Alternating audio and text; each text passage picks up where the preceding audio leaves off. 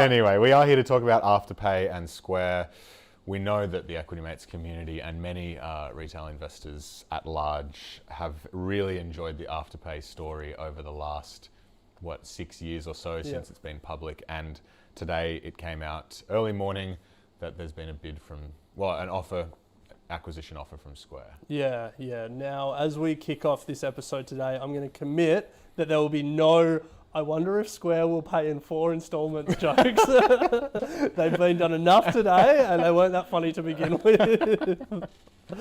But yeah, look, most people have heard of what's happened, but let's start there, and then let's talk a little bit more about what it all means and how investors, both in Square and in Afterpay. You're an Afterpay investor, I'm a Square investor, so we'll talk about what it means for both of us. But let's start at the top. What actually happened today? So this morning it came out that Square plan to acquire Afterpay in an all-scrip or all-stock takeover. So as a Afterpay shareholder, Ren, I will be getting shares in Square for the takeover, 0.375 shares for every Afterpay share that I have.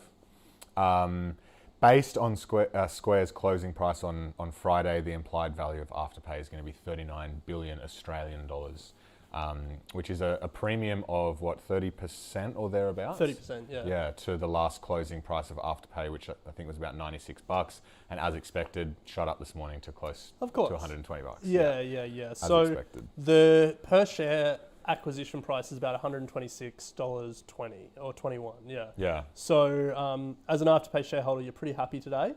If you're an Afterpay shareholder that bought at their recent top, which I think was around 160? Yeah.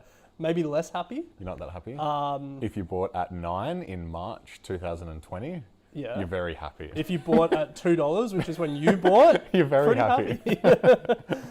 So Afterpay's board unanimously recommended that they accept the transaction, subject to no superior proposal coming through. Yeah. Which is obvious, but I'd love to see a bidding war for Afterpay. Yeah. And for Afterpay shareholders, many of whom may not own any US listed stocks, and wondering, what does it mean that I now have a US listed shares?